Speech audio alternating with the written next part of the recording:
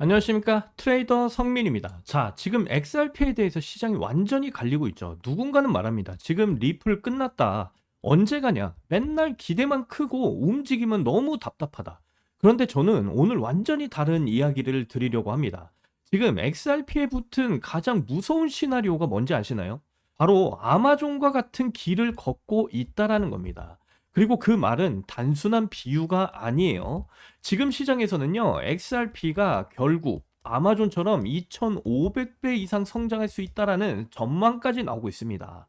아마존이 초장기에 적자 기업 취급받으면서도 결국 전 세계 유통과 클라우드 인프라를 장악해 버렸던 것처럼 리플 역시 지금 가격만 보면 답답해 보일 뿐이지 실제로는 금융 인프라를 장악하는 구조를 현재 만들어가고 있다라는 거죠. 지금 현재 중요한 건 바로 이겁니다. 많은 사람들이 아마존 같은 수익률을 원하고 있지만 정작 인내심은 전자레인지 수준이라는 거예요.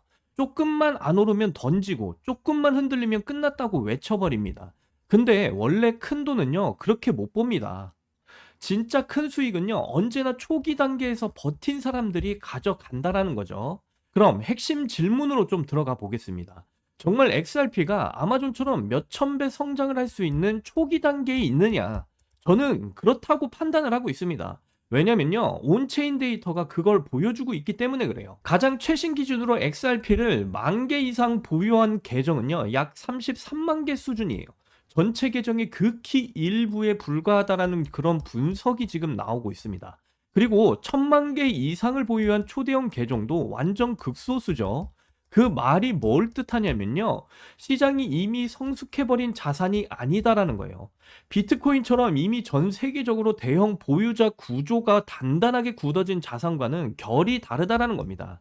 즉, XRP는요, 시장이 완전히 끝난 자산이 아니라 성장 여지가 아직도 크게 남아있는 구조다라는 거예요. 그래서 전문가들도 XRP가 여전히 초기 단계의 특성을 가지고 있다라는 해석을 내놓고 있는 겁니다. 그럼 여기서 많은 분들이 이렇게 말들을 할 거예요. 그래, 초기 단계일 수는 있다. 그런데 왜 자꾸 아마존이랑 비교를 하냐? 이유는 굉장히 간단합니다. 아마존도 리플처럼 처음에는 똑같이 무시를 당했었어요. 온라인에서 물건 판다고 뭐가 되겠냐? 적자 기업 아니냐? 결국 망할 거다. 이 소리 수십 년간 들어왔습니다. 그런데 결과는 어땠습니까? 결제, 물류, 클라우드, 플랫폼, 결국 인프라를 장악한 아주 커다란 공룡 기업이 되어 버렸죠. 리플도 지금 딱 그 흐름이라는 겁니다. 지금 가격만 보면 재미가 없어 보여도 실제로는 국경 간 결제, 그리고 유동성 공급, 정산 인프라, 브릿지 자산이라는 핵심 구조를 조용히 만들어가고 있다는 거예요. 그리고 여기서 더 무서운 이야기가 나옵니다. 이게 단순한 상상력에서 나온 비교가 아니라는 거예요. 실제로 아마존과 리플을 잇는 기술적, 사업적 접점들이 하나씩 포착이 되고 있기 때문에 그렇습니다. 지금 시장에서 왜 아마존의 XRP 결제 도입설이 끊임없이 나오는지 아십니까? 가장 큰 이유는요, XRP의 결제 성능 때문에 그래요. XRP는 초당 수천 건 수준의 처리 능력을 바탕으로 현실적인 글로벌 결제 수단으로 꾸준히 언급이 되어 왔습니다. 이게 중요한 이유는 뭘까요? 세계 최대 전자상거래 기업 수준의 트래픽을 감당하려면요, 느리고 비싼 네트워크로는 답이 안 나오기 때문에 그렇습니다. 즉, 아마존 같은 거대 플랫폼이 디지털 결제 수단을 고민할 때 빠르고 싸고 글로벌하게 돌릴 수 있는 자산이 필요하다면 역시 XRP가 후보군으로 거론되는 것 자체는 이상한 일이 절대로 아니다라는 거예요. 거기다 리플과 아마존의 연결점은 기술만이 아닙니다. 시장에서는 아마존 출신 인사들과 리플 경영진 및 핵심 운영 라인의 접점도 계속 언급이 되고 있어요. 이런 부분들이 하나하나 쌓이면서 투자자들이 보는 그림은 점점 더 커지고 있습니다. 즉, 단순히 아마존이 XRP를 쓸 수 있다, 이런 수준이 아니라 리플이 결국 아마존 같은 거대 플랫폼과 연결될 수 있는 준비를 계속 해오고 있다는 쪽으로 해석이 커지고 있다는 거예요. 자, 그런데 여기서 가장 중요한 포인트는 따로 있습니다. 아마존의 XRP 결제가 도입되느냐 마느냐보다 더 중요한 건 리플이 어떤 비즈니스 모델을 깔고 가느냐는 겁니다. 현재 XRP 레저의 처리 수수료는 말도 안 되게 낮습니다. 지금 보시는 것처럼 거의 공짜 수준이죠. 0.00001 XRP의 수수료입니다. 이게 얼마냐면요, 우리 돈으로 0.035원 수준입니다. 이 말이 뭘 뜻하냐면요, 지금은 낮은 비용으로 네트워크를 확장하고 사용성을 키우고 경쟁자들을 밀어내는 단계라는 거예요. 이 구조가 왜 아마존과 닮아 있느냐? 아마존도 초기 수익성보다 점유율을 먼저 가져갔습니다. 싸게 팔고 빠르게 깔고 경쟁자들을 지치게 만들고 생태계를 자기 쪽으로 계속해서 끌어왔죠. 그리고 독점적 위치를 확보한 뒤에 어마어마한 수익을 냈습니다. 리플도 지금 현재 비슷한 그림을 그려 나가고 있다라는 거죠. 지금은 초저 비용으로 네트워크를 확장하고 실제 결제와 송금이 XRP 레조 위에서 처리되는 구조를 점점 더 크게 키워가고 있습니다. 그리고 어느 순간 이 구조가 표준처럼 자리를 잡게 되면 어떻게 되느냐? XRP의 가치와 희소성은 전혀 다른 차원으로 재평가될 수 있다라는 거예요. 특히 XRP는 거래가 발생할 때마다 소량이 소각이 되는 구조를 가지고 있습니다. 이건 그냥 사소한 기능처럼 보이지만 네트워크 사용량이 커질수록 시장이 바라보는 이 시선이 완전히 달라질 수 있는 요소예요. 한마디로 정리하면 이겁니다. 지금 XRP는 가격만 보면 답답한 코인이 아니라 결제 인프라를 먼저 깔고 있는 그런 상황이고, 그 과정이 아마존 초창기의 전략과 상당히 놀라울 정도로 닮아 있다라는 거예요. 남들은 언제 오르냐만 보고 있겠지만 큰 돈은 원래 오르기 전에 이 구조가 만들어지고 있는지를 보는 사람들이 가져가는 겁니다. 그래서 저는 지금 XRP를 바라볼 때 단순히 이번 달, 이번 분기 가격만 볼 게 아니라 이 자산이 어떤 인프라의 중심에 들어가고 있는가, 그리고 그 인프라가 커졌을 때 가치가 어떤 식으로 재평가될 수 있는가를 같이 봐야 된다라고 생각을 하고 있어요. 결국 리플이 제2의 아마존이 될 수가 있느냐? 저는 충분히 가능성이 있다라고 봅니다. 왜냐면요, 지금도 XRP는 시장 구조상 아직 초기 단계의 특징을 보이고 있고요. 실사용 기반의 결제 네트워크라는 명확한 방향성을 가지고 있고, 단순한 밈이나 기대감이 아니라 실제 인프라 확장 논리 위에서 움직이고 있는 코인이기 때문에 그렇습니다. 다만 여기서 반드시 기억하셔야 될 게 있어요. 아마존이 2500배를 가기 전에 사람들은 칭찬을 하기 전에 욕을 했습니다. 비웃었고 끝났다라고까지 말들을 했어요. 그 시간들을 버틴 사람만 이런 2500배의 수익률을 가져갔다라는 거예요. 그래서 XRP 홀더분들이 진짜 가져야 하는 건 단순한 희망 회로가 아니라 큰 수익에 걸맞는 인내심이 필요하다라는 겁니다. 아마존 같은 수익률을 원하면서 전자레인지 수준의 인내심을 가지면요, 결국 중간에서 털리고 끝나는 거예요. 지금 XRP는요, 많은 사람들이 답답해하는 바로 그 구간에서 오히려 가장 큰 그림이 만들어지고 있는 그런 상황입니다. 그리고 만약 이 시나리오가 이제 현실이 된다라고 한다면요, 나중에 사람들은 또 이렇게 말하겠죠. 그때는 아무도 안 믿었는데 결국 리플이 해냈다. 이 점을 강조드리면서 말씀을 드리고요. 제가 여러분들께 이렇게 자신있게 말씀드리는 이유가 다 있습니다. 자, 지금 보시는 화면은요, 월스트리트에서 직접적으로 운영하고 있는 글로벌 공시 사이트입니다. 자, 이 사이트를 좀 내려보시면 이렇게 나스닥 아워 스토리도 있고요. 자, 그리고 가장 중요한 게 바로 이겁니다.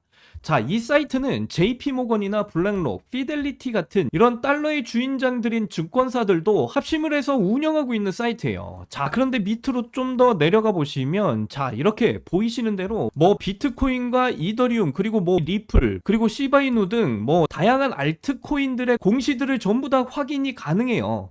자, 그래서 리플을 좀 클릭을 해보면요, 자, 이렇게 리플 탭으로 넘어오게 되거든요. 그래서 리플의 각종 공시 내용들, 그리고 호재 소식들을 확인을 해볼 수가 있는데, 그래서 이번에 여러분들 어떤 소식이 나왔는지 보시면요, 자, 여기 보시면 리플랩스의 CCO인 제임스 브레넌이 이렇게 올렸습니다. 2026년 XRP는 스위프트를 완벽하게 대체할 거다, 이렇게 말을 해주고 있는데요. 밑에 보시면 2026년 1분기, 2분기, 3분기의 주요 호재들이 나와 있습니다. 자, 1분기를 보시면요, XRP 레저 블록체인에서 송금에 대한 수수료를 0% 부과하기로 결정했다, 이렇게 말을 해주고 있는데요. 그리고 제일 중요한 게 이제 3월 10일 날 바이백 진행이에요. 바이백이 뭐냐면요, 자사주를 매입하는 걸 말해요. 자, 그래서 제가 이전 영상에서도 여러분들께 전해드렸지만 리플이 자사주 매입을 추진했다, 이 소식이 발표가 나왔죠. 3월 12일 날 이 소식이 나왔습니다. 그래서 기관들과 고래들은요, 이렇게 미리미리 이런 정보들을 서로 주고받고 있었다라는 것을 확인을 해보실 수가 있겠고요. 자, 그래서 리플은요, 2분기, 3분기에도 새로운 호재들이 이미 예정이 되어져 있는 상황이에요. 뭐 일본 중앙은행, 프랑스 중앙은행 협력해서 아시아권역 및 유럽권역 국가공인 송금 결제를 시작할 것이다.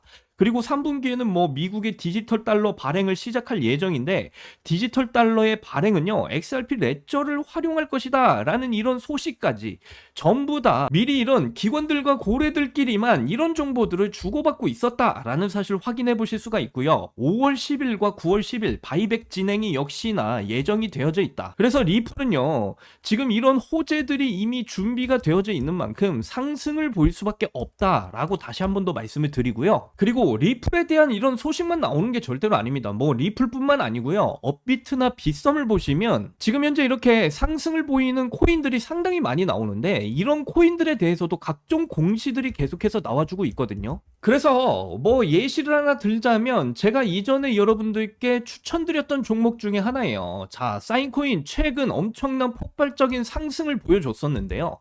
이 사인코인도 폭발적인 상승을 보이기 전에 최신 공시가 한번 뜬 적이 있었어요. 보시게 되면 2026년 1분기 호재 발표라고 하면서 이렇게 쭉 나와 있습니다. 어떤 호재 발표였냐면요, 3월 1일날 사인코인 첫 번째 AI 프로젝트로 전환을 실시하면서 미국에 있는 글로벌 빅테크 기업에 총 1억 달러 규모의 투자 유치를 받았다, 이런 발표가 나왔거든요.